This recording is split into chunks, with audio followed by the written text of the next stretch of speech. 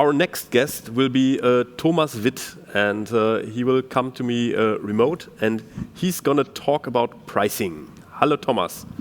Maybe you're going to introduce yourself by yourself. Thank you very much, Sebastian. Fortunately, I have a slide for that to move on. So my name is Thomas. I am born 1977 in Berlin, at the time when the wall was still standing. I started computing when I was 8. Had my first internet connection in 1990 by connecting with those weird devices, which most of you probably won't know anymore. I started working when I was 17, started my first software company when I was 19, literally in a basement. I was CTO for 20 plus years, sold my last company to a private equity investor, and started an angel seed fund called Expedite Ventures with other CTOs, where we expedite promising tech companies. For example, Sebastian is also one of our angels. Sebastian, I'll just jump right into it. So this is about pricing, and the interesting thing about pricing is I talk to many people and they say, well, I don't really know how to price my product, or what is good pricing scheme? Is it too high? Is it too low? Most often too low the price. And there's a lot of science behind it, and unfortunately, most of the science is psychological. But first of all, I think the most important part about pricing is that pricing should be always as simple as possible. And the options which you have, basically your plans or whatever, should be oriented on factors that people easily understand. Maybe the first experience in that is AWS, where you need like pricing calculators or whatever in order to get going at all. It should be, if you have an e-commerce product, should be pricing by either how much revenue they make over you or how many products they're offering or whatever, something which the customer can easily understand. That usually always helps. Unfortunately, there's a psychology behind it. So there's a nice quote from William Poundstone, who wrote a great book about this. People tend to be clueless about prices. So people are usually not like super well-informed people and saying, okay, because of these and those features and higher utility, I choose that. Basically, people make guesstimates, and they have an idea of how things are supposed to cost. And that leads us to the important point that pricing is irrational, because people are not good with numbers, and you have to understand that in order to set your price right.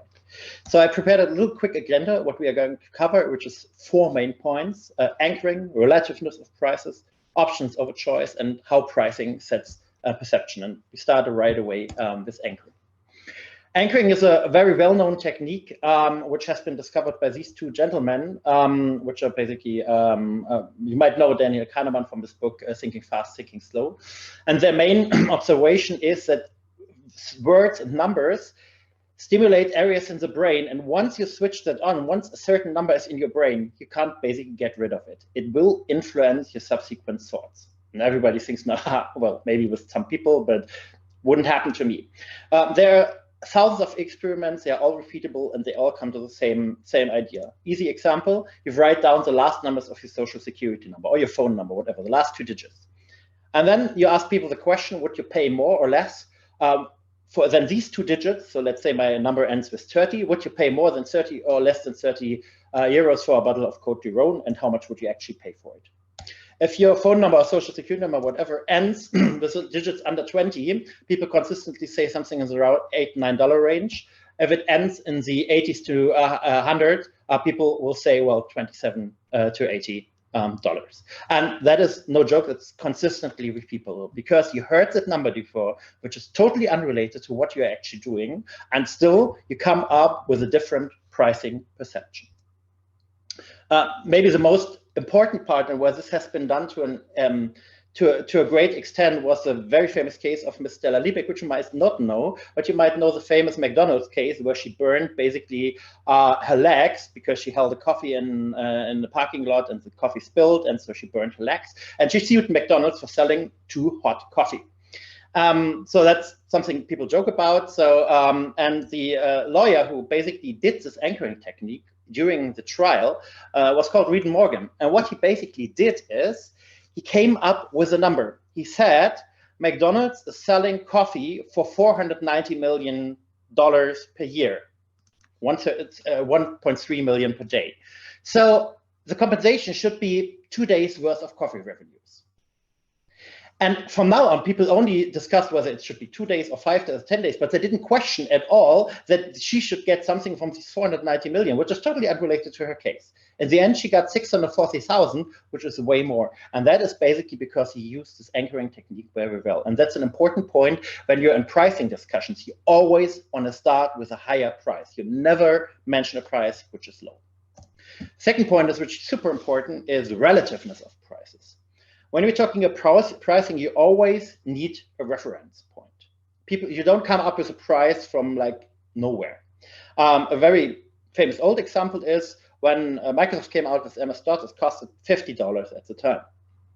Then IBM offered OS2, which was a far better operating system at the time, offering way more features. Unfortunately, they priced it $340, and it didn't sell because people found that this price is too high because you pay $50 for an operating system and more than 300. You'd say, well, it's just one example. That's from the basic. We all have a very relative number in our mind, which was set one by a company most of you love, which is Apple, and they came up with a 30% App Store cut. Why 30? 20, 10, what is right, what is wrong? Why is 30 the right number? Now they generally said, okay, for smaller developers, we will lower it to 15. And everybody says, yeah, cool, wow, nice move, they halve the price. But nobody is questioning whether 30% of a cut for selling a software is the right amount of price. And they're making billions with it. And it goes on and on and on. It's an easy question for all you. Is $1.99 cheap for a dose of ibuprofen? Is that cheap? Is it not? Nobody would know.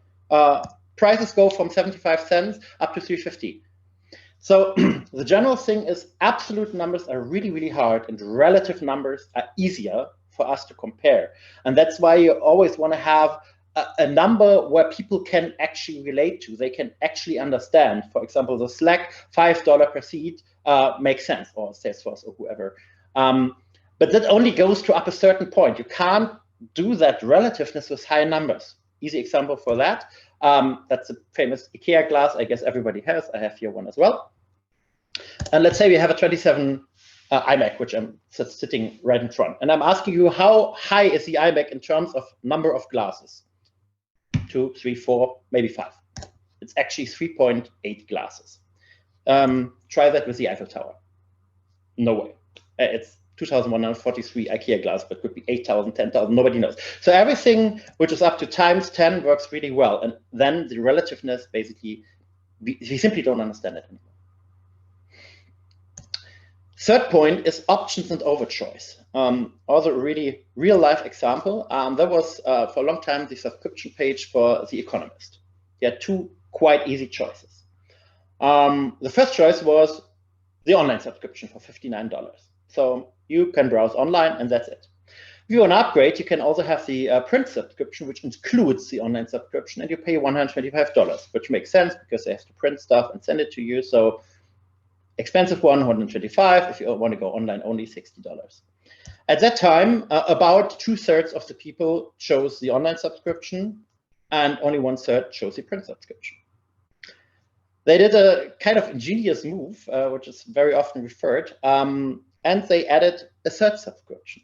And the third subscription is a print-only subscription without online, for exactly the same price like print and online. So now we have 3 pricing tiers instead of 2. You have the online-only subscription for $60, the print subscription $125, and the print plus web subscription also for $125. We'd say, okay, this is nonsense. It doesn't make any sense. Well, obviously, nobody chose the print-only subscription.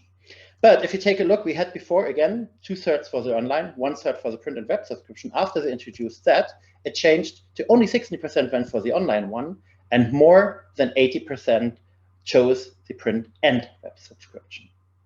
And that is basically how pricing works, because those prices are relative. And the explanation is the price in the middle, which seems to be useless, does something useful, because you go from bargain hunters, well, there's an expensive one and a cheaper one, or maybe I go for the cheaper one, to where is actually the value in it. So that seems to offer most value to me. And this is how people are actually, I wouldn't say tricked, but that shows how important it is that you have different tiers. The question is, how many pricing tiers do you need? I had endless discussions with founders who came up with complicated pricing plans, and that's all nonsense. there is clear research about it scientifically, and that says people need 3 prices.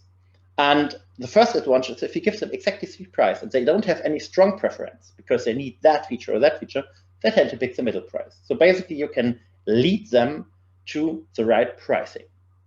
So let me show an easy example for that. There was a pricing page of Basecamp for a while. It's a basic product management system from certified singles back at the time. Now they're calling it Basecamp. There's 2 interesting things which are remarkable about this pricing. And the first one refers to what I said as point number 1, the anchoring. They're mentioning the highest price first.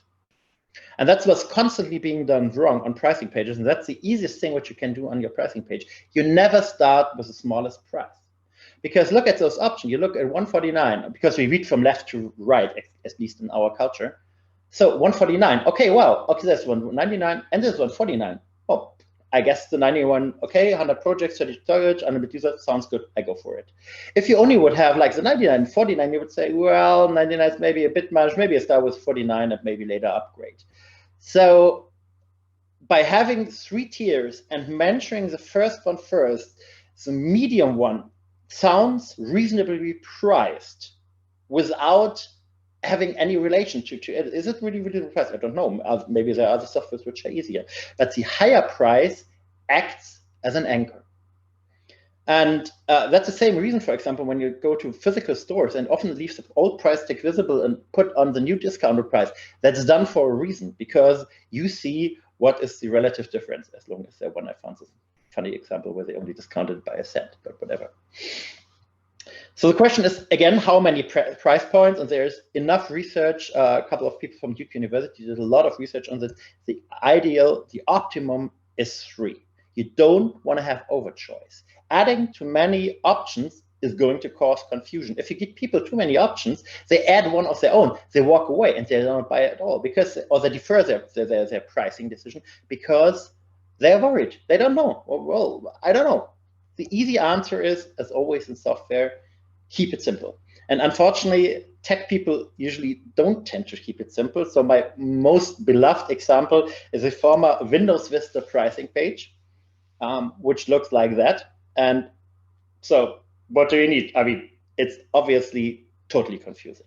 That is obviously a bit of an extreme. And they really wanted to show off all the features, but that didn't help in the end.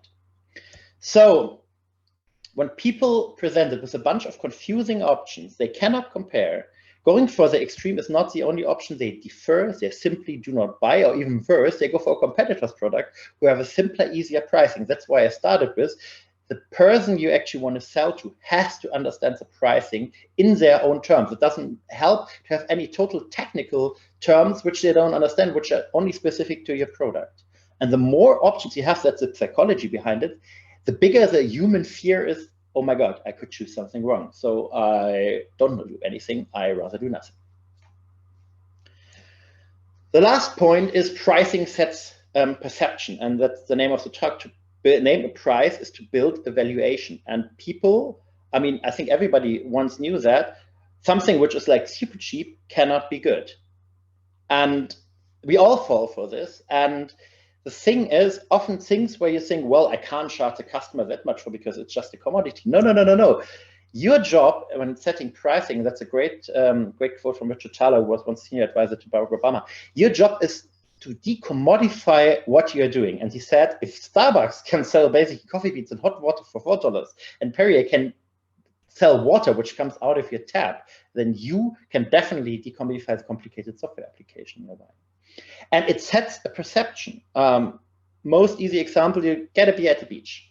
Same brand, consumed at the beach. So you go to a little grocery store right there at the beach and you buy it, costs you $1. Right at the beach is also a 5-star luxury hotel. They sell it for $8. Of course, everybody says, yeah, I mean, it's a luxury hotel and they have to pay all the staff, whatever.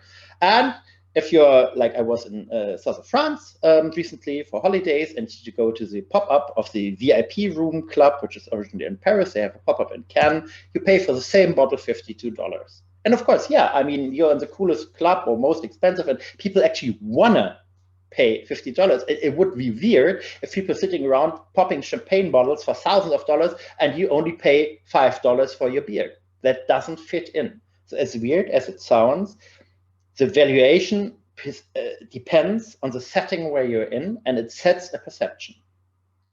And you could say, no, that only happens with dumb people or want to spend money. It happens to everybody. There is a famous placebo test which they did. So they gave people placebos in a double-blinded study, and they told them how much it costs. So there were two pain relievers. The first group got a pain, and both were totally not working. They did not relieve pain. It was a placebo. And the first one got $2.50, and the second one they said, yeah, it's a super cheap one, it's 10 cents. And the effectiveness, the difference in effectiveness was 50%. I mean, we all know that placebos work, but even if you give the same placebo and just tell the other people, well, it was so expensive, people felt actually better. So in the end, this is all about perceived value. And there's a gazillion ways of how to communicate that well. I mean, obviously you can have objective value because your product is better.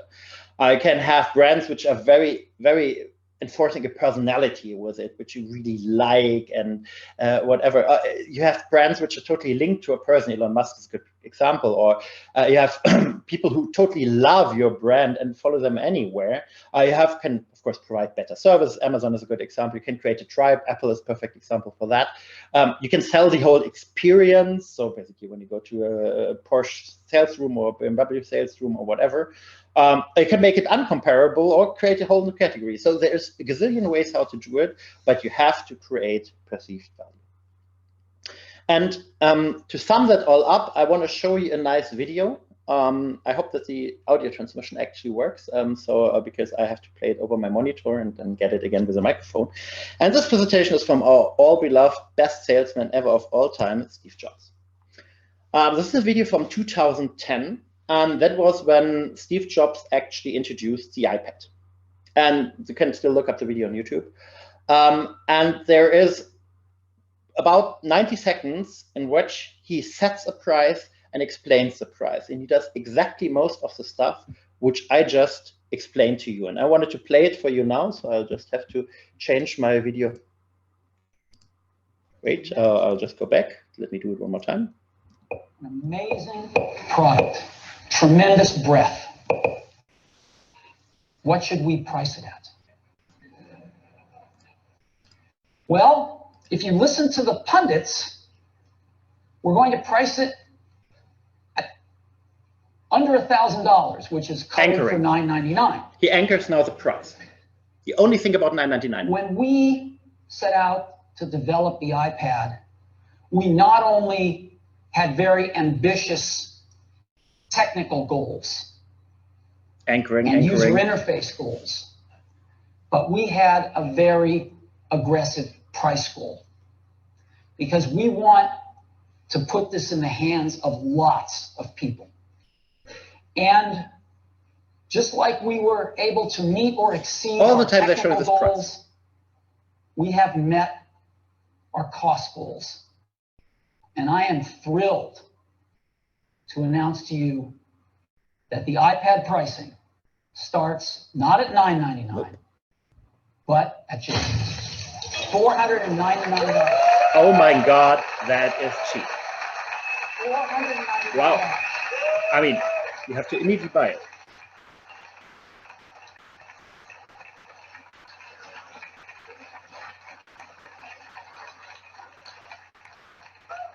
At $499, and now comes the a lot of people can afford an iPad. So $499 for 16 gigabyte iPad. That's our base model, 16 gigabytes with Wi-Fi built in. For 32 gigabytes, it's $100 more. And for another $100 beyond that, you get 64 gigabytes of storage. The 3G models cost an extra $130. Easy, understandable, 130. Now they flip. And so $629, $729, and $829. And these will be the 6 models of iPads we have, starting at $499. But the most expensive model with 64 gigabytes and 3G, just $829. We think it's an unbelievable product at an unbelievable price, he says. So to summarize what we've just seen, we've seen a perfect example of anchoring. He was talking about $9.99. Pundits said, people said it should be $1,000. I mean, that is totally unjustified. Why $1,000? There is no reason for it. So $1,000 is the price. And he keeps that on the screen for more than a minute. And then he says, wow, it's only $4.99, so you save a lot. So people think, wow, it's actually a cheap product. And then they show exactly those three pricing tiers now with one option, which they again then flipped. And what's really interesting, I have the price or sales numbers or sales percentages here, which they actually sold it. So the first generation iPad, only 6% shows the most cheap ones. 17% went for the middle option here, and 3% for the big option. And then we have 18, 33, and 23%. So basically a fifth went nearly to the $9.99 price he said he doesn't do, and 33% paid $729 for it, even though he said, well, it starts at $49 and we don't make it priced $9.99, which is totally randomly made up number. So that is, I think, the most prolific and perfect example to see how you create a great pricing perception, because everybody goes home thinks the iPad is the most valuable product I've ever seen. Let's resume what we've just seen. First of all, pricing is irrational. And even though you're saying, well, it's only about numbers and I calculate exactly my costs and whatever, pricing is irrational and you have to follow the rules of it. Pricing still, again, number one rule has to be understandable. If you do a pricing like the Windows Vista page, nobody will ever buy your product. The anchoring is super important. Come up in your marketing, in your pricing list, whatever, with a high price first, and then make it look relatively cheap. Even if you introduce an enterprise option, which nobody will buy, let's say your product costs $100, $300, and $700, and you introduce a $2,000 option and say, well, that's only for special people somewhere, people will still recognize it as cheaper. Anchoring is super important. It's the number one tactics also in any discussions you will ever have with people on the table. Again, relativeness. It has to be comparable to other things. So, for example, the relative idea is the seat for whatever enterprise software made by Slack, Salesforce, or whatever is something between $5 and $15. If you now price it with $99, you have to have a really good idea why you do that. Again, options, 3 options is right. Don't do overchoice. Don't overdo it with all the features you have. A pricing list is not a feature catalog.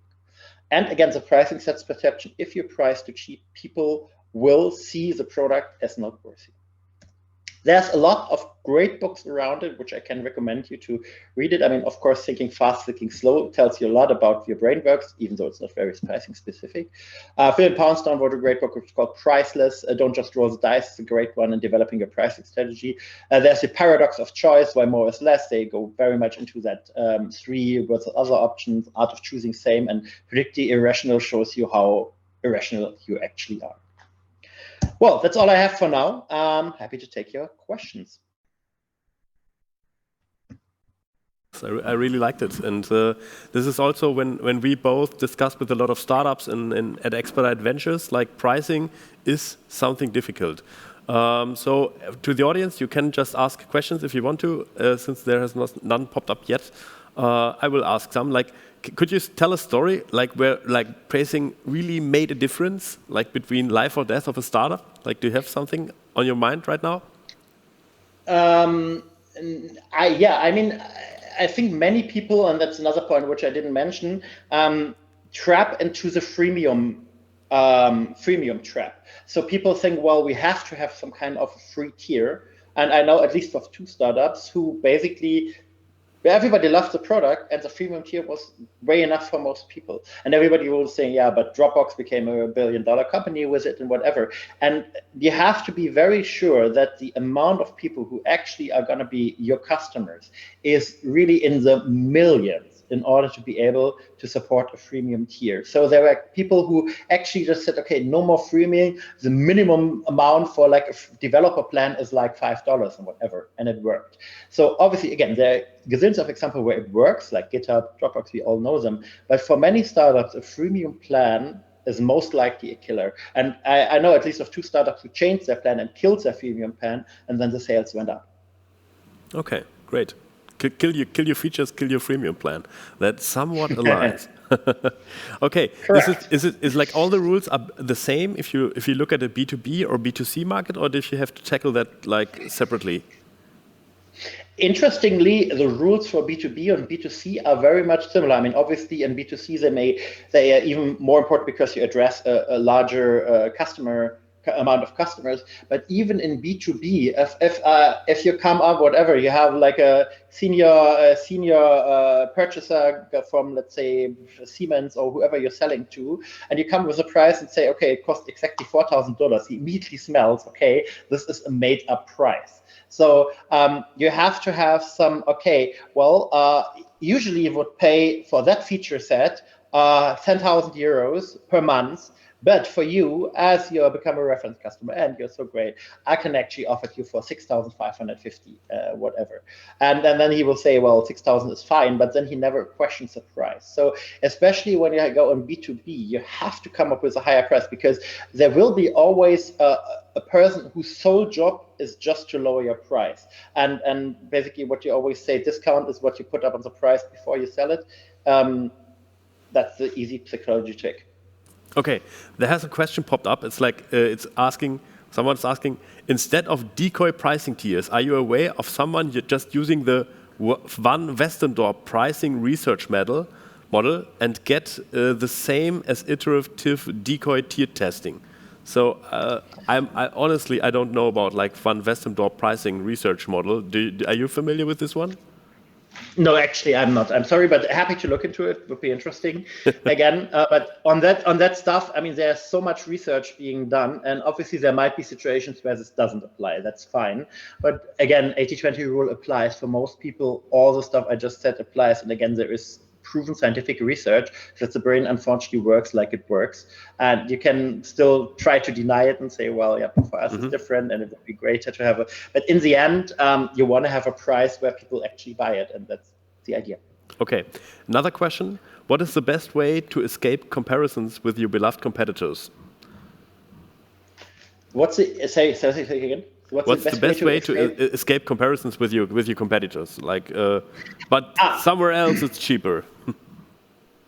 Yeah, that's make it uncomfortable or create a new category. So sometimes people came up with technology where they name the same technology different. For example, once when you had this like website management technology, they then enabled it digital experience management or whatever, which is basically totally the same. They still had a content management system or whatever, but they created a kind of a new category. Or you have to create features which you package in a way that it makes clear, okay, this feature is not available at some competitor. So creating new category and making it uncomparable is a really easy and well done, well working trick. Okay, thanks. Then another question, like how do you handle yearly subscriptions compared to a monthly payment plan? Well, I mean, if you need yearly subscription, then usually you want to have liquidity. There is no real reason to offer a yearly subscription because if somebody really wants to get rid of your product, they will call you every day, will send you the lawyers or whatever. I would always opt to say, okay, have a monthly subscription because if you want to leave as customer, I can't do something about it anyway. So it's kind of a bit forcing them by juridical tricks to stay a customer. Therefore, I would always say, hey, we have monthly plans and you can exit anytime, anyway. There might be situations, again, when you're a young startup and you don't have that much liquidity, you need the money in the bank. Then it's fine, but see it as a pre-purchasing or a financing thing, but not as a price point. Then we have another question. Like, if I have no experience, how much one customer is going to cost you? How do you estimate the right price for your service or product? Well, I mean, obviously, it really helps to take a look at the competition. That's what you always should do. And again, that's what I meant with relativeness. If you are standing out totally from your competition, so everybody offers the same product, something between 200 and 400, and you're saying it's 4,300, even though there is much more seats included, it's an unlimited pricing, people won't understand it. So first of all, take a look what the competition is doing. That's mainly a great point to start. And I would, although, I mean, there will be always pricing where there will be a customer who basically overdoes it and gets more of the product than he actually pays for. But that is fine. Again, 80-20 always applies.